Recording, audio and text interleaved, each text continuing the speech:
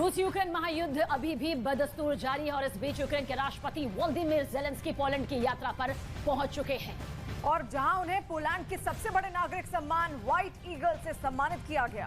इसके साथ ही ज़ेलेंस्की की यात्रा के दौरान ही पोलैंड ने यूक्रेन को नई सैन्य खेप सौंपी और साथ में यह भी वादा किया है कि 6 और MiG-29 लड़ाकू विमान देगा और अगर जरूरत पड़ी तो वो अपने सारे के सारे MiG-29 फाइटर जेट यूक्रेन को दे सकता है।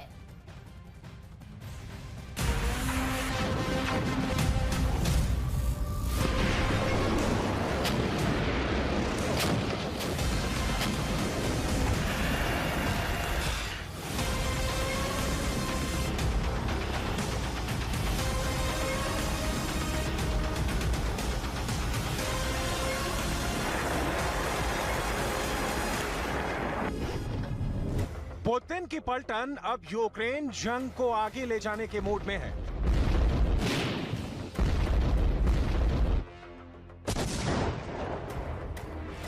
लग रहा है कि मॉस्को यूक्रेन के बाहर किसी और देश के साथ भी युद्ध का नया मोर्चा खोल सकता है।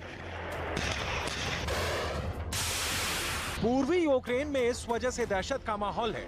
फिनलैंड नाटो का 31वां सदस्य बन गया है। पोलैंड को धमकियां मिल रही हैं। एस्टोनिया, लातविया, लिथुआनिया को खतरा महसूस हो रहा है।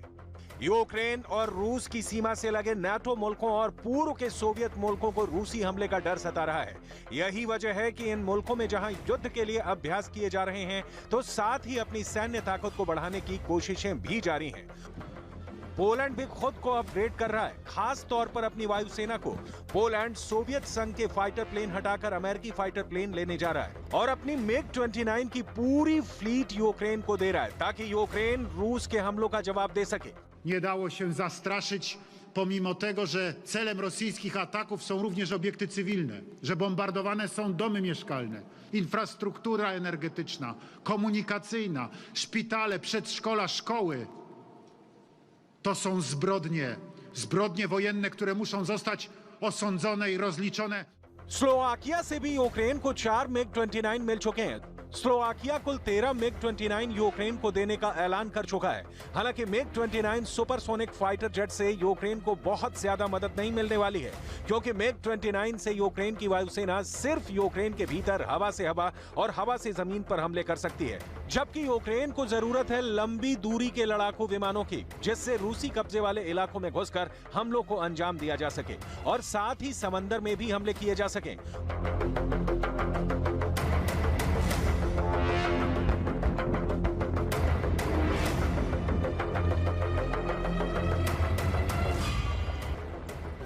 पोलैंड की यात्रा पर पहुंचे ज़ेलेंस्की को इससे ज्यादा उम्मीद थी। उन्होंने बख्तरबंद गाड़ियों की नई खेप का मुआयना किया, पोलैंड को अपना ही भाई बताकर आजादी की हुंकार की।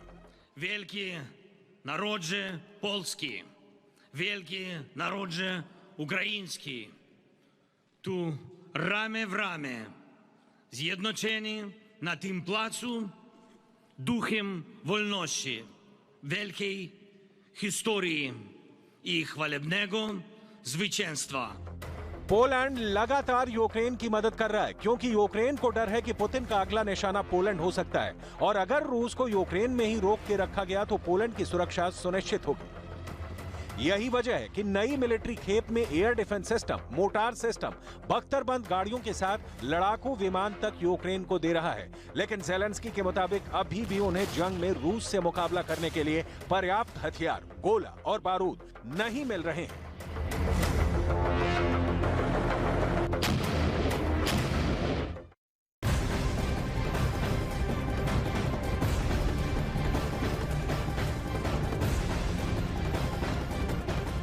और रूस यूक्रेन युद्ध की सबसे बड़ी, सबसे लंबी और सबसे खतरनाक लड़ाई अब खत्म होने वाली है। बखमूत में लड़ी जा रही जंग से ज़ेलेंस्की पीछे हटने वाले नहीं है। ज़ेलेंस्की के मुताबिक अगर उन्हें बखमूत में अपने सैनिकों को खोना पड़ेगा तो वो पीछे हटने का फैसला ले सकते हैं, जबकि बखमूत के बाहरी इलाकों में अभी भी यूक्रेन की फौज डटी हुई है और जवाबी हमलों को अंजाम दे रही है।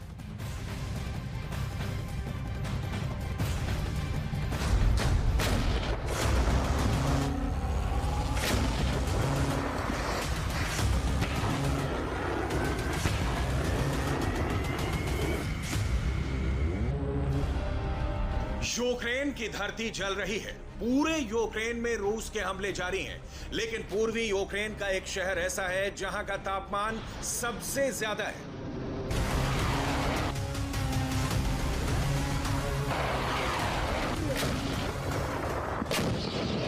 एक छोटे से शहर को जीतने के लिए थर्मोवेरिक रॉकेटों का इस्तेमाल हो रहा है।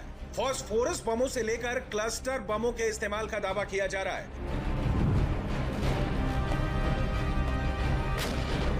रूस की सेना के साथ ही पुतिन की प्राइवेट आर्मी ने ऐलान कर दिया है कि वो बखमूत जीत गए हैं, लेकिन ज़ेलेंस्की की सेना ने बखमूत के बाहर अभी भी मोर्चा संभाल रखा है।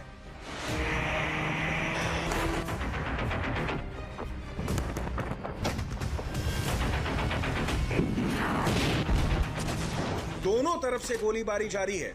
यूक्रेनी सेना बाहरी मोर्चों पर गड्ढों में तैनात है और लगातार रूस की फौज की ओर से आ रही फायरिंग का जवाब दे रही है।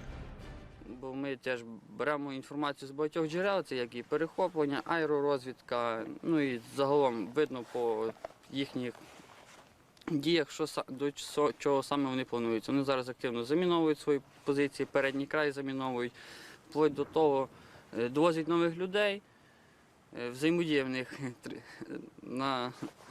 слава Богу, в них взаємодія така не дуже, тому що от і бехи їхні заїжджали, підривалися на своїх ТМ-ках.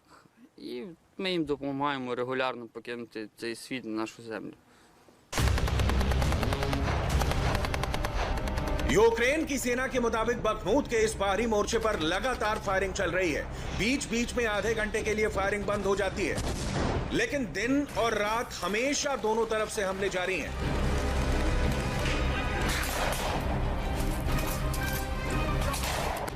ज़ेलेंस्की की सेना में उत्साह है, लेकिन उनके पास गोला बारूद की कमी है। यही वजह है कि बखमूत से यूक्रेन के जवानों को खदेड़ दिया गया और अब वो बखमूत के बाहर मोर्चा संभाले हुए हैं। Побачили ми дрона в небі. Антидроновою пушкою ми його знешкодили. Як можна сказати, знижили. І другі, виходить, прицільно.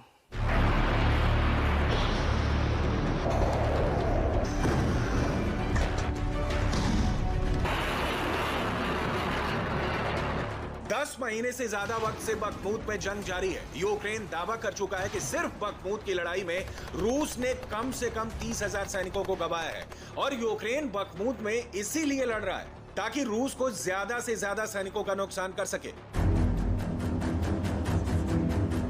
हालांकि अब ज़ेलेंस्की ने संकेत दिए हैं कि वो अब बखमूत को छोड़ देंगे, क्योंकि अब उनके सैनिकों के नुकसान की खबर उन्हें परेशान कर रही है। मेरे लिए सबसे अहम है कि मेरे फौजी ना मारे जाएं। और यकीनन अगर वहां और घातक और खतरनाक जंग होती है और घेर लिए जाने की वजह से हमारे सैनिक मारे जाते हैं, तो वहां मौजूद जनरल सही फैसला लेंगे।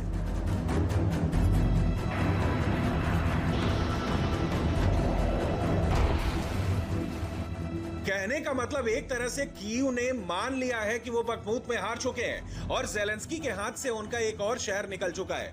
ज़ेलेंस्की के इस बयान से भी जाहिर होता है कि बखमूत के अलावा यूक्रेन के बाकी हिस्सों में भी रूस भारी पड़ रहा है और यूक्रेन को गोला बारूद की भारी किल्लत हो रही है, जिसकी वजह से वो जंग में लगातार पीछे धकेले जा रहे हैं।